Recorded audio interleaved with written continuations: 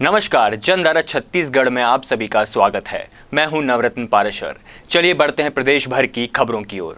रायपुर में नेहरू युवा केंद्र संगठन द्वारा आजादी के अमृत महोत्सव के अंतर्गत 2 अक्टूबर से 31 अक्टूबर 2021 तक क्लीन इंडिया स्वच्छ भारत अभियान चलाया जा रहा है। डॉक्टर भुवनेश जैन ने कार्यक्रम के बारे में जानकारी देते हुए बताया कि इस अभियान के अंतर्गत देश भर में जन भागीदारी के माध्यम से जन आंदोलन कर देश को सिंगल प्लास्टिक के उपयोग को नियंत्रित करना है और पर्यावरण को बेहतर बनाना है। आगे उन्होंने बताया कि जिस प्रकार से प्रकृति हमें शुद्ध वायु प्रदान करती है, उसी प्रकार हमें भी प्रकृति के प्रति अपनी जिम्मेदारी दिखाते हुए वातावरण को शुद्ध रखने और प्लास्टिक मुक्त बनाने का संकल्प लेना चाहिए। आज़ादी के अमृत महोत्सव के तहत पूरे देश के अंदर एक स्वयंसेवी भावना के आधार पर सिंगल यूज प्लास्टिक का कलेक्शन करने का जो अभियान है वो अक्टूबर से आरंभ हुआ है। और ये सिंगल यूज प्लास्टिक हमारी प्रकृति की दुश्मन है। और इसमें हमारे नेहरू युवा केंद्र के राष्ट्रीय युवा स्वयंसेवक, युवा मंडल के साथीगण, राष्ट्रीय सेवा योजना के स्वयंसेवक सब मिलकर सिंगल यूज प्लास्टिक का न केवल कलेक्शन कर रहे हैं वरन इलाके को सौंदर्य युक्त बनाने के लिए भी प्रयास कर रहे हैं। जल संसाधनों को रख रखाव करना, उसकी गंदगी मिटाने का भी पूरा काम कर रहे हैं। इस तरह से ये अभियान, नौजवानों का अभियान जो है एक जन आंदोलन के अंदर तब्दील हो रहा है। सरगुजा जिले के मेडिकल कॉलेज अस्पताल में हुए नवजात शिशुओं की मृत्यु का मामला तूल पकड़ने के बाद सरगुजा प्रवास पर आए मंत्री शिव कुमार डहरिया ने बयान दिया है। उन्होंने कहा कि हमने इस समस्या पर टीम बना दी है जो इसकी जांच करेगी। साथ ही यह भी कहा कि जल्द ही व्यवस्था में सुधार किया जाएगा। कल हम लोगों ने माननीय मंत्री जी लोगों के साथ में अस्पताल का निरीक्षण किया है।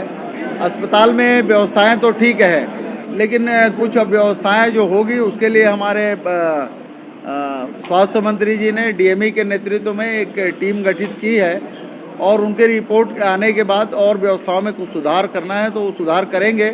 निश्चित रूप से स्वास्थ्य के क्षेत्र में हमारी सरकार अच्छा काम कर रही है और हम लोगों ने डीएमएफ के माध्यम से स्वास्थ्य के क्षेत्र में अच्छा काम हो उसके लिए 8 करोड़ रुपया सरगुजा जिले को देते हैं, जिसमें 3.5 करोड़ रुपया मेडिकल कॉलेज अंबिकापुर को ही दिया जाता है ताकि वहाँ पे व्यवस्थाएं ठीक हो, वहाँ पे जो चिकित्सक हैं उन लोगों को वेतन मिल सके, लोगों को दवाई की व्यवस्था हो सके, इसके लिए दी गई है।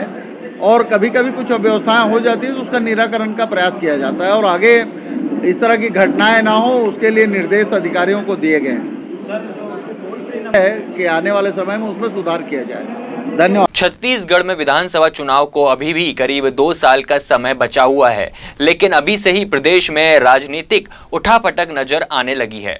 विपक्ष में बैठी बीजेपी भी सरकार पर तमाम मुद्दों को लेकर हमलावर है। अंबिकापुर में नवजातों की मौत हो जाने को लेकर नेता प्रतिपक्ष धर्मलाल कौशिक ने प्रशासन व्यवस्था पर सवाल खड़े किए हैं। वहीं मंत्री शिव डहरिया के बयान का जिक्र करते हुए इसे सही बताया है। उन्होंने मंत्री और मुख्यमंत्री के दिल्ली दौड़ को लेकर भी सरकार पर प्रहार किया है। अंबिकापुर में 9 निहालों की लगातार मृत्यु हमले का नाम नहीं ले रहा है और जिस बात का हम लोग शुरू से आरोप लगा रहे हैं कि पूरी प्रशासन चरमरा गई है, अस्पताल की व्यवस्था ठीक नहीं है और लापरवाही के कारण ये मृत्यु हो रही है। इस बात की पुष्टि छत्तीसगढ़ शासन के मंत्री शिव डहरिया ने स्वयं कहा कि वहाँ तमाशा है और जिस प्रकार से वहाँ पर अव्यवस्था के शिकार वो लगातार अस्पताल है, केवल वही नहीं पूरे प्रदेश में लगभग यही स्थिति, चाहे हम सिम्स की बात करें वहाँ पर यह स्थिति बनी हुई है। मेकाहारा में 40% डिलीवरी प्री मैच्योर हो रही है। आखिर इसका कारण क्या है? जिस प्रकार से अंबिकापुर की घटना आई है दिल को दहला देने वाली है। परिवारों में लगातार आक्रोश है और इस बात को बोल रहे हैं कि लापरवाही हो रही है। अंबिकापुर अस्पताल में नवजात शिशुओं की मृत्यु को लेकर बयानबाजी लगातार जारी है। बीजेपी द्वारा उठाए गए सवालों पर मुख्यमंत्री भूपेश बघेल का बयान सामने आया है। उन्होंने मंत्री शिव डहरिया की बातों का समर्थन करते हुए कहा कि गलत को गलत कहने में बुराई नहीं है। उन्होंने कहा कि घटना घटी है, मंत्री गए हैं, जांच कर रहे हैं और उसमें सुधार किया जा रहा है। इस दौरान उन्होंने बीजेपी शासनकाल की याद दिलाते हुए भाजपा पर हमला बोला। देखिए, जो गलत है उसको गलत कहने में कोई बुराई नहीं है। कहीं घटना घटती है तो मंत्री गए, जांच करें, उसको कार्रवाई करके उसे सुधार करेगा। भारतीय जनता पार्टी के लोग तो यहीं बगल में भिलाई में डेंगू में लोगों की मौत हो रही थी और मंत्री जी यहीं रायपुर में थे, गए भी नहीं। वो भारतीय जनता पार्टी की कार्य करने की शैली सबने देखा है और हमारे में तो हम लोग कोई भी घटना घटती है, प्रभारी मंत्री जाते हैं, वहाँ के जनप्रतिनिधि जाते हैं, मिलते हैं, चर्चा करते हैं और उस समस्या का निदान करते हैं। कल देश भर में मनाया जाने वाला ईद मिलादुन्नबी का त्यौहार इस बार राजधानी रायपुर में प्रशासनिक प्रतिबंधियों के साये में मनाया जाएगा। रायपुर कलेक्टर द्वारा जारी की गई गाइडलाइन के अनुसार ईद के मौके पर जलसा, जुलूस, सार्वजनिक सभा कार्यक्रम की अनुमति नहीं है। मस्जिदों में सुबह 9 बजे तक सभी कार्यक्रम निपटा लेने की हिदायत दी गई है। चौराहों और खंभों पर झंडे या तोरण बांधने पर भी पाबंदी लगाई गई है। कलेक्टर की तरफ से जारी निर्देश पत्र में लिखा गया है कि कोरोना के खतरे को ध्यान में रखकर ये फैसला लिया गया है। पखांजूर में सर्व आदिवासी समाज ने किसानों की मांगों को लेकर धरना प्रदर्शन किया। समाज ने 8 सूत्री मांग सरकार के सामने रखी है। जल्दी मांग पूरी नहीं होने पर प्रदेश भर में उग्र आंदोलन करने की चेतावनी भी दी। आज यहाँ पर सर्व आदिवासी समाज एवं यहाँ के परलकोट के सभी समाज, बंगाली, आदिवासी सब मिलकर किसानों के हित के लिए आंदोलन किया जा रहा है, क्योंकि हमें राजनीतिक दलों ने आज तक ठगा है। हमारे किसानों का जो 6 सूत्रीय मांगों को लेकर आज आंदोलन हो रहा है, इसमें मुख्य तौर पर किसानों को धान का वास्तविक मूल्य नहीं मिल रहा है। जो हमारे मांग है 3500 रुपये धान का मूल्य दे। हमारे आंदोलन है, ये हमारे किसान आंदोलन है। हम मेहनत कर रहे हैं, किसान पसीना बहा रहे हैं, लेकिन हमारा पसीना का जो मेहनत है, जो फसल का उन्नति का यहाँ के राज्य सरकार हो, केंद्र सरकार, हमारा उन्नति का जो मूल रेट है, धान का हमारा रेट है, मुख्य रेट 3500 रुपये मांग कर रहे हैं, वो मांग हमको पूरा होना चाहिए। और मक्का का बेमेतरा के जिला अस्पताल में लाखों खर्च करने के बाद भी मरीजों को सुविधा नहीं मिल पा रही है। अस्पताल में जरूरत की दवाई के लिए मरीजों को भटकना पड़ रहा है। थान कमरिया अस्पताल से रेफर की गई 6 वर्षीय बच्ची को अस्पताल में इंजेक्शन नहीं मिल पा रहा है। दरअसल बच्ची को बिच्छू ने डंक मार दिया था, जिसके बाद बच्ची का जिला अस्पताल में इलाज चल रहा है, जहां पेंटॉप 40 जैसे इंजेक्शन के लिए परिजनों को 2 किलोमीटर तक भटकने के बाद एक निजी अस्पताल से इंजेक्शन खरीदना पड़ा। अस्पताल में व्यवस्था ऐसी है कि अगर देर रात किसी दवाई की ज़रूरत मरीज को पड़ जाए तो उसके पास जान गंवाने के अलावा और कोई ऑप्शन नहीं बचता है। अस्पताल में लाखों के खर्च का रिजल्ट आप खुद इन तस्वीरों में देख सकते हैं। तो बच्चे को थोड़ा बिच्छू डंक मार दिया, अस्पताल लाए, पहले खमरिया लाए, उसके बाद वहाँ रिफर कर दिया, तो बेमेतरा भेजा। समस्या दवाई तो बाहर से लाए भैया, हम मंगाए तो इंजेक्शन अब नाम तो पता नहीं है, इंजेक्शन लेके हूँ 2 तो नहीं मिला, तभी तो भेजा मेरे को। दूसरा ऐसे लाया, मतलब 2-3 किलोमीटर गए थे। ठीक है, बोल रहा है अभी, फिर देखो आप। यह सुखबार वीरेंद्र नगर, यह महूल बीसी मारिस अभी बने ही कर बने ही घर में थाक उठी से तक।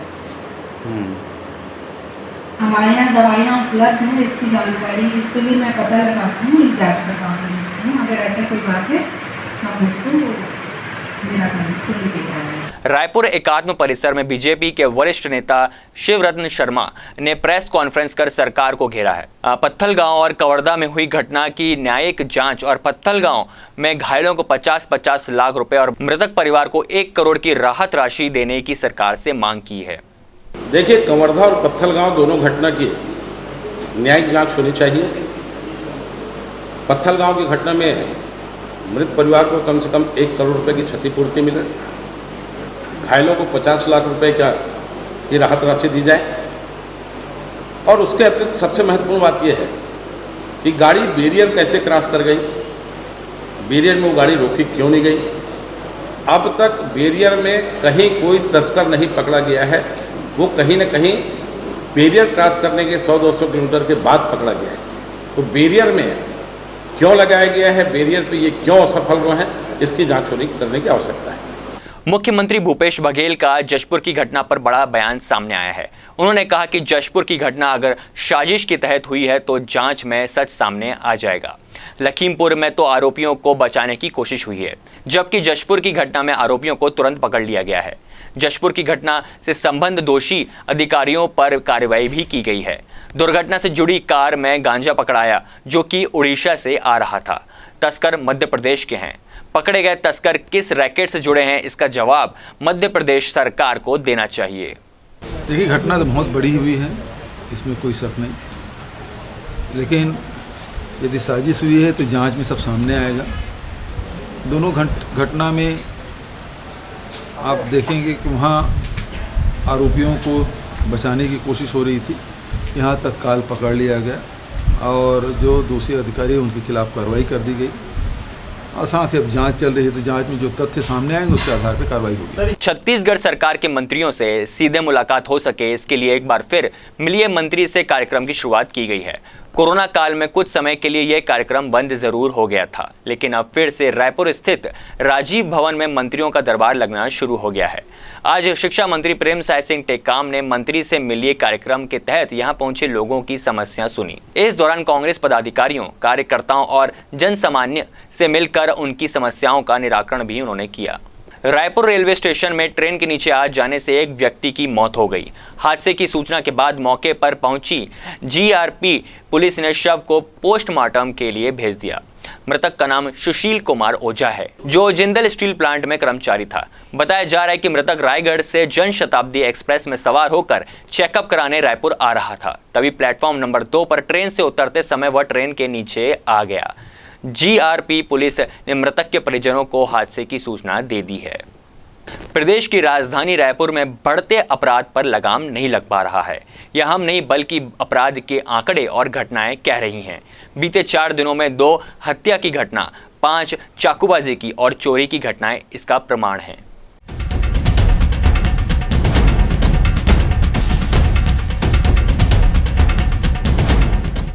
ये बात सच है कि पुलिस हर जगह मौजूद नहीं रह सकती, मगर पुलिस का खौफ भी अपराधियों में नहीं है।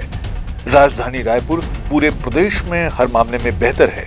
यहाँ राज्य के आला अधिकारी, पुलिस विभाग के मुखिया, सभी दफ्तरों के मुख्यालय स्थापित हैं, लेकिन पता नहीं क्यों जिले की पुलिसिंग पर अपराधी बट्टा लगा रहे हैं। ये बात अलग है कि घटना के त्वरित बाद आरोपियों की गिरफ्तारी हो रही है।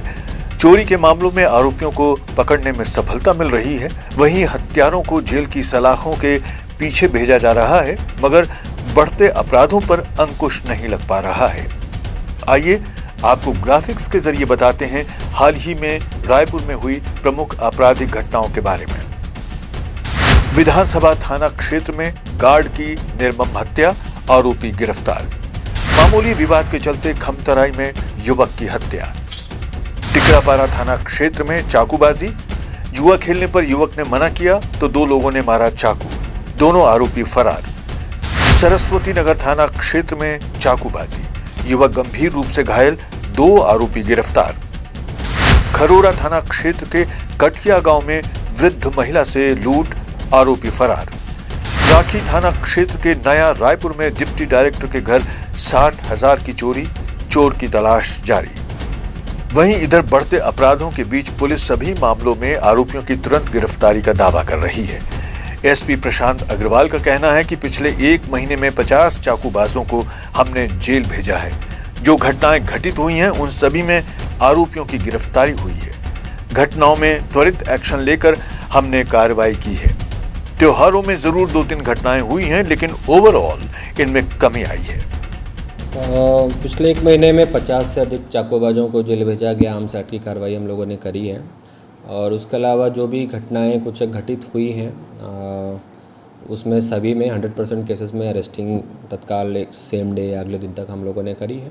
और जो मर्डर हुए हैं, मर्डर में एक जो मर्डर था वो सिक्योरिटी गार्ड वाला था, वो दोनों साथी थे और उन्होंने एक दूसरे को धक्का दिया है, उसमें भी उनकी गिरफ्तारी हो गई है। तो जो भी घटनाएँ हैं उन पर त्वरित एक्शन लेकर के कार्रवाई की गई है और चाकूबाजों पे पिछले 1 महीने में 50 अधिक लोगों को जेल भेजा गया है और आगे भी ऐसी कार्रवाई जारी रहेगी। घटना बड़ी हो या छोटी, मगर अपराधियों में भय पैदा करना और अपराध पर अंकुश लगाना जरूरी है।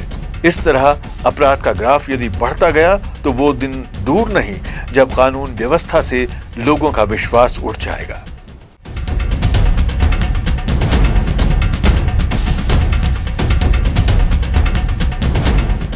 वीआईपी न्यूज के लिए रायपुर से कैमरामैन अमीन कुरैशी के साथ हेमंत शर्मा की रिपोर्ट। राजधानी रायपुर में चोर सूने मकानों को टारगेट कर रहे हैं।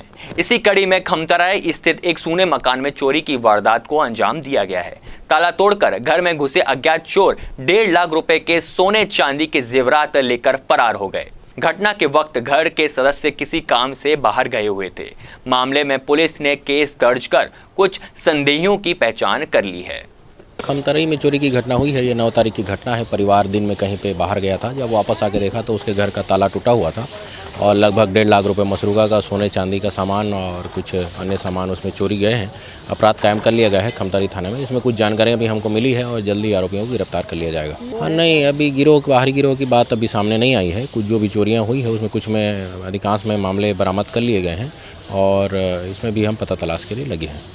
नशीली टैबलेट रखकर बेचने की फिराक में घूम रहे हिस्ट्री शीटर अज्जू सिंधी को तेलीबांधा पुलिस की टीम ने मरीन ड्राइव के पास से गिरफ्तार किया है। आरोपी के पास से 990 पीस नशीली टैबलेट जब्त कर उसके खिलाफ NDPS एक्ट के तहत केस दर्ज भी कर लिया गया है। हिस्ट्री शीटर अज्जू सिंधी के खिलाफ पहले से मारपीट, हत्या का प्रयास और चाकूबाजी सहित कुल 29 अपराध अलग अलग थानों में दर्ज हैं। इनमें से अधिकतर मामले तेलीबांधा थाने के हैं। अज्जू कई बड़े अपराधों से भी संलिप्त रहा है, जिसके चलते यह 13 महीनों तक जेल में बंद रहा था। जेल से छूटने के बाद आरोपी अज्जू ने गांजा और नशीली टैबलेट का व्यापार शुरू कर दिया। तेलीबांधा पुलिस अज्जू पर लगातार निगाह रखी हुई थी।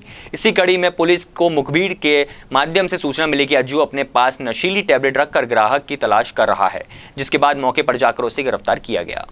उसके कब्जे से 990 नग नाइट्रोटेन की गोली मिली है। उसमें हम 22 NDPS की कार्रवाई कर रहे हैं और उसको अभी गिरफ्तार किया गया है। हाँ, नशीले पदार्थों का वो करने की जानकारी मिली थी। उसी क्रम में हमने दबिश दिया तो नशीली गोलियां मिली हैं इसके पास। अभी लेते हैं एक छोटा सा ब्रेक।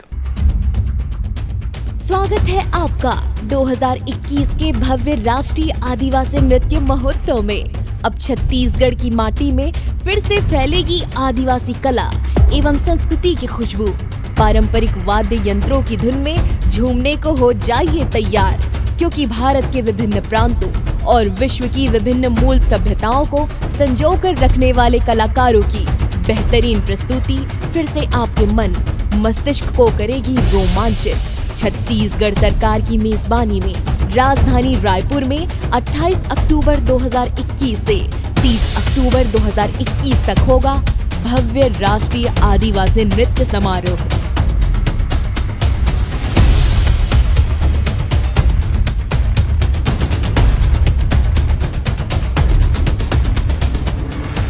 ब्रेक के बाद आप सभी का स्वागत है। अब देखते हैं कार्यक्रम सुभाष की बात। नमस्कार दोस्तों, सुभाष की बात में मैं आपसे बात करने जा रहा हूं जम्मू कश्मीर में जो टारगेट किलिंग हो रही है, जिसमें अक्टूबर माह में अब तक 11 लोगों को चुन चुन के मारा जा चुका है। वहीं देश में इस समय एक दूसरी बात भी चल रही है, वो हेट स्पीच यानी नफरत की जो राजनीति है उसको बढ़ाने के लिए जिस तरह की बयानबाजी हो रही है, उसको लेकर सुप्रीम कोर्ट में एक याचिका दायर हुई है। दरअसल हम देख रहे हैं दोस्तों कि पिछले कुछ सालों में हमारे जो सार्वजनिक जीवन में जो हमारे नेता हैं, लोग हैं, स्टार हैं, चाहे उसमें क्रिकेट के लोग हों, चाहे सिनेमा के लोग हों, चाहे राजनीति के लोग हों, वे लोग ऐसी भाषा का इस्तेमाल करने लगे हैं, इस तरह की बोली बोलने लगे कि जो कहीं ना कहीं एक दूसरे को आहत कर रही है या एक दूसरे की धार्मिक भावना को या जातिगत भावनाओं को परेशान कर रही। कानून बहुत सारे बने हैं कि आप किसी को जातिगत संबोधन से गाली नहीं दे सकते, आप किसी को कुछ नहीं बोल सकते, पर चुनाव जब नज़दीक आता है तो राजनीतिक पार्टियों के लोग एक दूसरे पर जिस तरह की बातचीत करते हैं, जिस तरह की सांप्रदायिकता फैलाने वाली स्पीच देते हैं, जातिगत गाली भावना भड़काने वाली स्पीच देते हैं, तो ये इसका चलन बढ़ रहा है। पूरे देश में जब लोग रोजी रोटी कमाने के लिए अपने गांव देहात से जहां उनको रोज़गार नहीं मिलता है, अलग अलग शहरों में जाते हैं। बहुत सारे लोग बम्बई में गए, कुछ लोग दिल्ली में गए। आज जितने बड़े बड़े महानगर दिखते हैं, वहाँ पर जितनी आबादी उस प्रदेश की है उतनी ही लोग बाहर से कमाने खाने गए।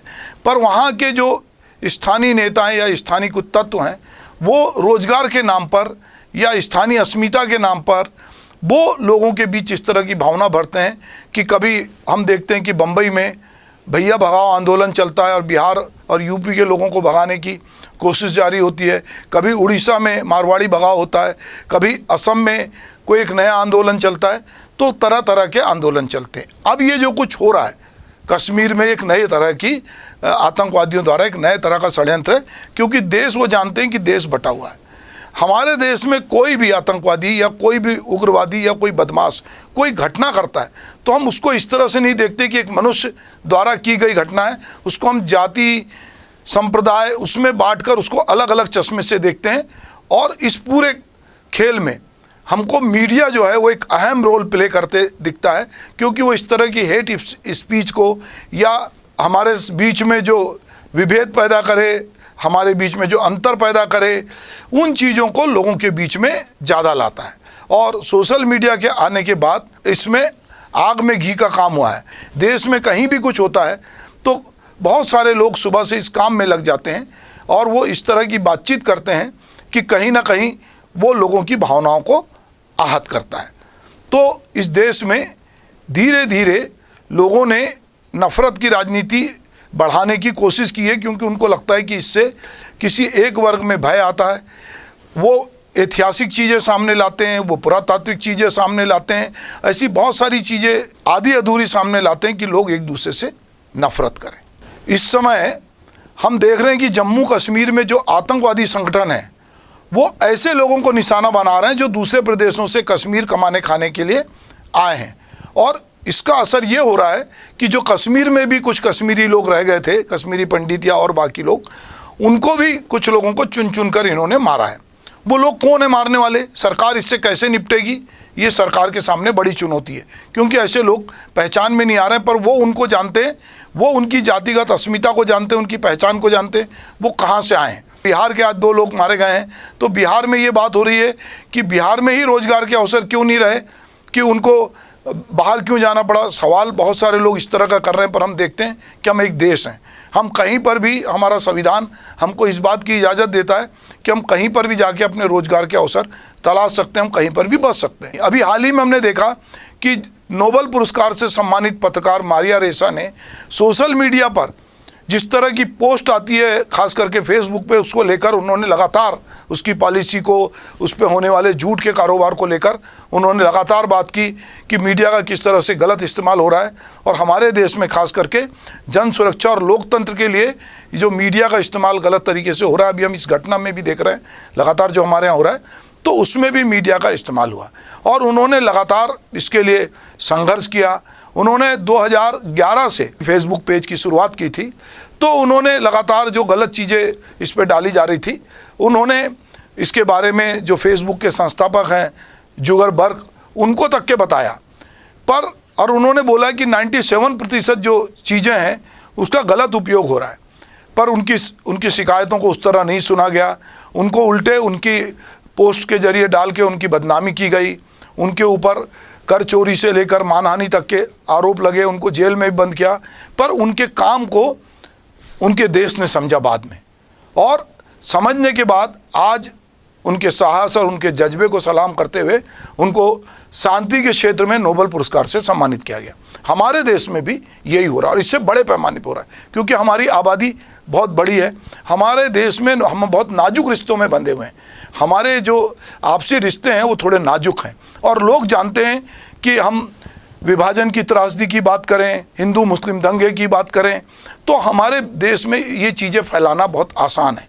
तो कुछ लोग जो इस पे चिंता करते हैं, तो उन्होंने एक याचिका दायर सुप्रीम कोर्ट में की है कि साहब ये जो हेट की राजनीति हो रही है, जो लोग एक दूसरे के प्रति वैमनस्यता फैलाने की बात हो रही है, अभद्र भाषा है, अफवाह फैलाना है, आतंकवाद है, नरसंहार है, जाति अस्मिता की को लेकर लोगों पे टिप्पणी करने की बात है, इसको लेकर एक हेट स्पीच की याचिका दायर हुई, जिस पे आगे आने वाले समय में सुनवाई होगी।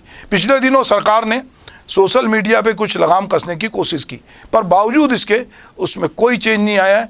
इधर जैसे जैसे यूपी का चुनाव नज़दीक आ रहा है, लोकसभा चुनाव नज़दीक आ रहे हैं, समाज को बांटने वाली इतनी पोस्ट पता नहीं कहाँ कहाँ से सुबह से उस पर आ रही है कि लोगों को लगता है कि जो कुछ कहीं देश के कोने में होता है उसको कहीं हिंदू मुस्लिम सिख ईसाई इससे जोड़कर देखा जाता है, और जो कुछ होना चाहिए वो नहीं हो रहा है। कुछ शरारती ताकतें, कुछ मतलबी लोग जो हैं वो इस तरह की घटनाओं को अंजाम देते हैं। जो हाइब्रिड आतंकवादी हैं वो इसमें रोल प्ले करते हैं। कभी वो स्कूल में टीचर को मारते हैं, कभी दवा व्यापारी की हत्या करते हैं।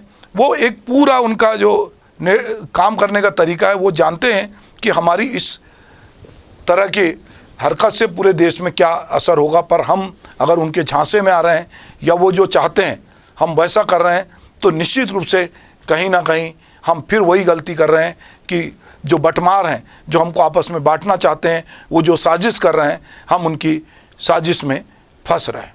पत्तलगांव घटना के विरोध में जांजगीर चांपा जिले में भी भारतीय जनता युवा मोर्चा ने प्रदेश की कांग्रेस सरकार के खिलाफ विरोध प्रदर्शन किया। प्रदेश के मुख्यमंत्री, असंवेदनशील मुख्यमंत्री श्री भूपेश बघेल की शव यात्रा निकाली गई और मुख्यमंत्री के पुतले का दहन किया गया। पूरे छत्तीसगढ़ में ये कार्यक्रम आज भारतीय जनता युवा मोर्चा द्वारा किया जा रहा है। इसके पीछे जो हेतु है, पिछले दिनों 15 तारीख को दशहरे के दिन पत्थलगांव में जो हृदय विदारक घटना हुई है, जो दर्दनाक हादसा हुआ है, एक जैलो गाड़ी ने दिन दहाड़े जसपुर तरफ से आकर के पत्थलगांव में जो दुर्गा विसर्जन करने के लिए तैयारी कर रहे थे, उनको बुरी तरीके से कुचलते हुए, रौंदते हुए एक हमारा कार्यकर्ता उसमें तत्काल मृतक हो गया। शांत शहर माने जाने वाले रायपुर में बदमाश आतंक मचा रहे हैं। लगता है उनमें पुलिस का खौफ बिल्कुल खत्म हो गया है। लगातार हो रही चाकूबाजी की वारदात भी इसे सच साबित कर रही है।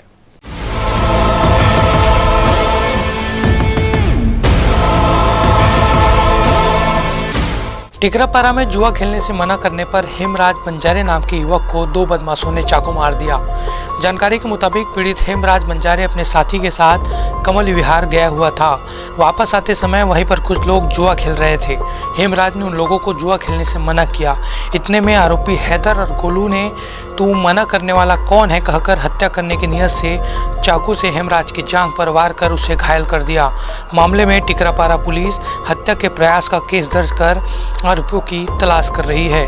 गोंदाबाड़ी संतोषी नगर स्पॉट से लगभग 3 किलोमीटर की दूरी पे वहाँ पर हम पहुँचे तो वहाँ पता लगा कि एक हैदर और गोलू उड़िया ने चाकू मार दी है हेमराज बंजारे को, जिस पर हम जाकर हॉस्पिटल में, मेडिसिन हॉस्पिटल में जाकर 0 पे FIR किया।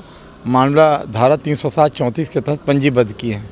आरोपी को बताया सर, ये लोग आपस में कुछ छुटपुंजी टाइप जुआ वगैरह खेल रहे थे, जिस पर से विवाद प्रारंभ हुआ। हेमलाल के मना करने पर उन्होंने फिर हेमलाल को चाकू मारी। गोलू चक्रधारी ने पकड़ा और हैदर ने चाकू मारा, ऐसा बताया गया है प्रार्थी द्वारा। कोंदाबाड़ी में चाकू मारा गया। कोंदाबाड़ी कृष्णानगर में है।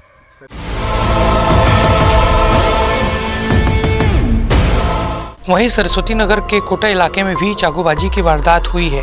सचिन गौतम और नितेश नाम के आरोपियों ने शिवम सिन्हा, अजय और भूपेंद्र पर चाकू से वार कर उन्हें घायल कर दिया। इसमें पुलिस ने केस दर्ज कर दोनों आरोपियों को गिरफ्तार कर लिया है। बताया जा रहा है कि आरोपियों और पीड़ित युवकों के बीच पहले किसी बात को लेकर विवाद हुआ और उसके बाद सचिन और नितेश ने मिलकर तीनों युवकों पर चाकू से हमला कर दिया। सरस्वती नगर थाना क्षेत्र में सूचना मिली थी कि कोटा क्षेत्र का जो पानी टंकी है वहाँ पर 2 लोग विवाद हुआ है, जिसमें कि शिव कुमार, अजय सिंह और उनके साथी हैं, जिसको कि सचिन गौतम और उनके साथियों के द्वारा धाड़, हाथ, मुक्का और चाकू से मारपीट की गई है, जिस पर कि दोनों आरोपियों को तत्काल गिरफ्तार किया गया है। एक व्यक्ति जो कि अजय सिंह घायल है, जिसको उपचारार्थ अभी अस्पताल में एडमिट किया गया है। प्रकरण में अग्रिम कार्रवाई जो है धाराएं जोड़ी गई हैं और चिकित्सकीय मुआयजा के उपरांत प्राप्त जो परीक्षण रिपोर्ट है उसके आधार पर अग्रिम धाराएं और जोड़ी जाएंगी। इसमें कार्रवाई जारी है। आरोपी गिरफ्तार हैं।